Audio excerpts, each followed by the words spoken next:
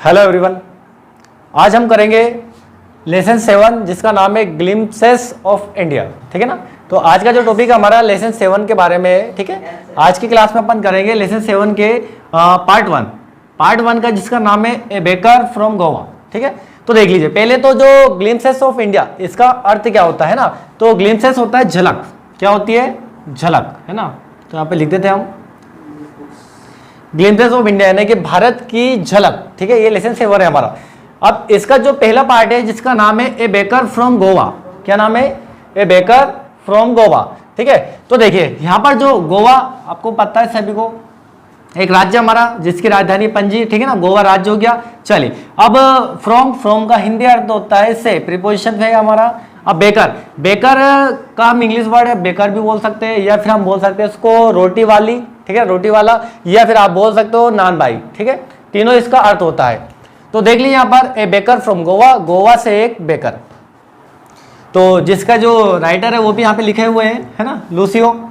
चलिए देखिए question number 1 है हमारा, what are the elders in Goa nostalgic about. ठीक है, क्या है question? What are the elders in Goa nostalgic about. तो देखिए यहाँ पर हो जाएगा व्हाट मिस हो गया आपका, क्या क्लियर। और एल्डर्स होते हैं बड़े, जिसको हम बोल सकते हैं बुजुर्ग। ठीक है, तो what are the elders in Goa nostalgic होता है उदासीन। क्या होता है? किसी बात को लेकर चिंतित होना या उदास होना। अबाउट होता है के बारे में। तो यहाँ पर क्वेश्चन है कि जो गोवा में जो बुजुर्ग है वो किस बात को लेकर उदासीन है, किस बात को लेकर चिंतित है, ये हमारा क्वेश्चन है। तो देखिए यहाँ पर इसका आंसर, देखिए आंसर आपका दे। अब दे किसकी बात कर रहे हैं यहाँ पर? एल्डर्स की। आप ऐसा भी लिख सकते हैं द एल्डर्स आर। ठीक है ना, तो वे उदासीन है, दे आर नॉस्टैल्जिक, है ना। इसको क्या पढ़ता है अपन? नॉस्टैल्जिक। ठीक है ना, लिख लीजिए आप इसका हिंदी नॉस्टैल्जिक इसको पढ़ते हैं हम। तो दे आर नॉस्टैल्जिक मतलब उदासीन थे। ठीक है ना, उदासीन है या किसी बात को लेकर चिंतित है। अबाउट द, है ना, ये पूरा क्वेश्चन में आपका अबाउट द, इसको पढ़ते हैं अपन पोर्चुगीज। ठीक है ना, इसको लिख सकते हैं अपन यहाँ पर पोर्चुगीज। ठीक है ना, इसको पढ़ते क्या है वो हमने लिखा यहाँ पर। ठीक है, तो इसको पढ़ते पोर्चुगीज। ठीक है ना। चलिए तो इसका हिंदी जो होगा अपन देखते हैं अपन, Portuguese and their famous loaves of bread. ठीक है, एक बार फिर देख लीजिए, रिपीट कर रहे हैं अपन, they are nostalgic about the Portuguese and their famous loaves of bread. ठीक है ना, ये हमारा आंसर है इसका।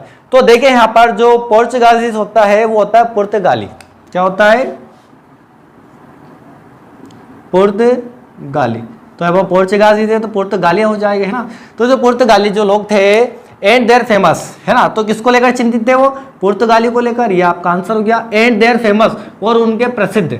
फेमस मीन्स क्या हो जाएगा यहाँ पर? प्रसिद्ध। ठीक है, तो their famous loaves of bread, है ना, वो ब्रेड मिस हो जाएगा यहाँ पर।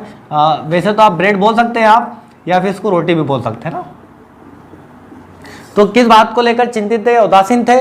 तो देखिए पुर्तगालियों को लेकर वो चिंतित उदासीन थे, और उनके फेमस लव्स ऑफ ब्रेड, जो रोटी को वो प्रेम करते थे, उसको लेकर वो चिंतित थे। तो ये था हमारा क्वेश्चन नंबर 1 जिसका हमने आंसर कंप्लीट किया है। चलिए अब बढ़ते हैं क्वेश्चन नंबर 2 की ओर। देखिए क्वेश्चन नंबर 2 है हमारा, is bread making still popular in Goa, how do you now. ठीक है ना, क्वेश्चन क्या हमारा? Is bread making still popular in Goa, how do you now. तो क्वेश्चन को समझ लीजिए। तो ब्रेड मेकिंग, है ना, तो क्लियर हो रहा होगा, ब्रेड बनाना, ब्रेड और मेकिंग होता है आपका बनाना। ठीक है ना, तो ब्रेड बनाना, और स्टिल का मतलब होता है अभी तक, पर यहाँ पर जो अर्थ निकल रहा है वो है आज। ठीक है ना। चलिए पॉपुलर होता है लोकप्रिय, प्रसिद्ध, लोकप्रिय या प्रसिद्ध इन गोवा। तो क्वेश्चन ये हमारा कि गोवा में, ठीक है, गोवा में आज भी ब्रेड बनाना लोकप्रिय है। क्या गोवा में आज भी ब्रेड बनाना लोकप्रिय है? ये हमारा क्वेश्चन है। और आगे पूछा हमसे how do you now, how do you now, आप कैसे जान सकते हैं ना। तो नाउ मीन्स क्या होता है? जानना, या आप कैसे बता सकते हैं, आप कैसे जानते हैं ना। चलिए तो देख लीजिए इसका आंसर, देखिए द लोव्स, क्या पढ़ते हैं इसको? लोव्स, है ना। लोव्स पढ़ते हैं इसको। The loaves of bread are still popular in Goa. तो देखिए क्वेश्चन यही है हमारा, कुछ अलग से नहीं है। द लोव्स ऑफ ब्रेड है ना, ब्रेड के जो लोव्स होते हैं are still popular in Goa, ये आपके क्वेश्चन है, स्टिल पॉपुलर इन गोवा, ठीक है ना, कुछ अलग से याद करने की आवश्यकता नहीं है, ठीक है। ब्रेड भी क्वेश्चन में, ये देख लीजिए ब्रेड मिल रहा है क्वेश्चन में, बिल्कुल दिख रहा है। तो देखिए the loaves of bread are still popular in Goa, तो गोवा में आज भी ब्रेड बनाना लोकप्रिय है, ठीक है। तो देखिए आगे, द थर्ड and jingle of the traditional baker's bamboo, ठीक है, can still be heard in the morning.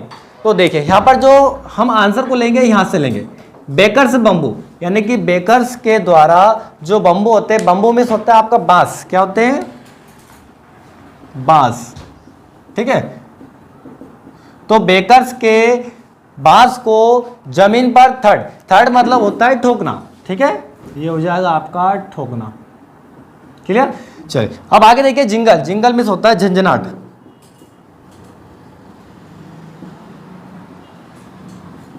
झंझनाना है ना, या जिसको बोल सकते हैं अपन झंझनाट, ठीक है।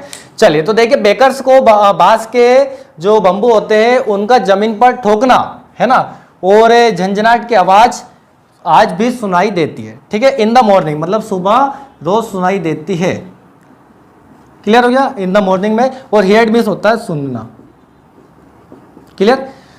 तो क्वेश्चन था हमारा कि गोवा में आज भी ब्रेड बनाना जो है वो लोकप्रिय है, तो बिल्कुल है, ठीक है। किस बात से हमें मालूम होता है, क्योंकि वहां पर आज भी जो बेकर्स बम्बू है उनका बांस को जमीन पर ठोकना, ठीक है, और उनके झंझनाट की आवाज रोज सुबह प्रतिदिन सुनाई देती है, ठीक है।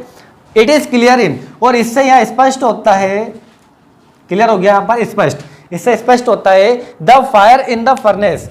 तो देखिए यहां पर जो फायर है, फायर का हिंदी होता है आपका आग, क्या हो गया, आग। The fire in the furnace, furnace होता है आपकी भट्टी, ठीक है, तो यहां पर हो जाएगा फर्नेस। तो जो भट्टियों में आग has not yet been extinguished, ठीक है। तो देखिए यहां पर जो भट्टियों में आग जो जल रही थी वो आज भी बुझी नहीं है, ठीक है ना।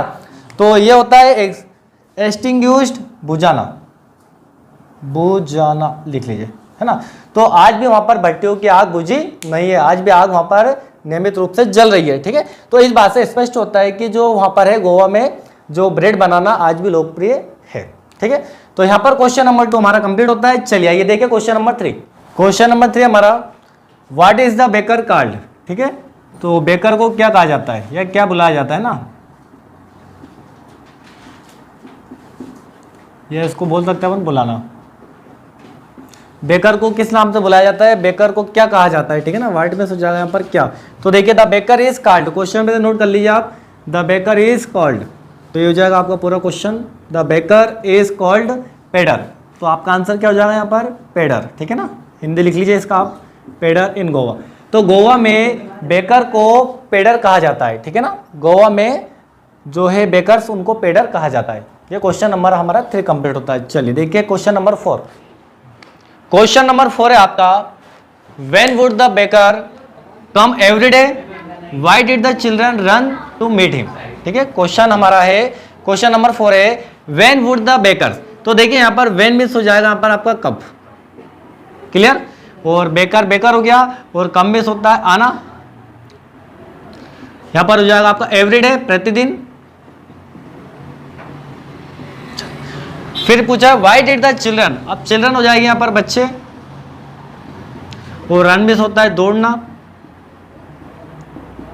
दौड़ लगाना, और मीट हो जाएगा यहाँ पर आपका मिलना,